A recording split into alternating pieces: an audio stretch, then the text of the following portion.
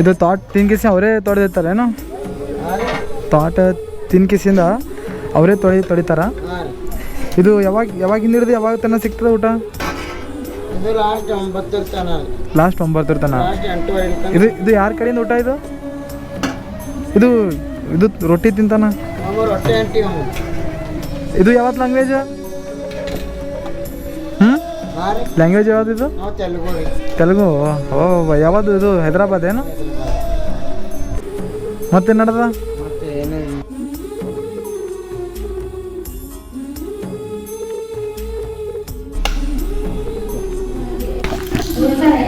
So friends, ಊಟ ಭಾಳ ಚೆನ್ನಾಗಿದೆ. ಊಟ ರೀ ಬೆಸ್ಟ್ ಇತ್ತು. ನನ್ನ ಕಡೆ ಇಟ್ಕೋರಿ. ಹಾಂ ಬಾಯ್. ಖುಷಿದಿದ್ದಿಲ್ಲ?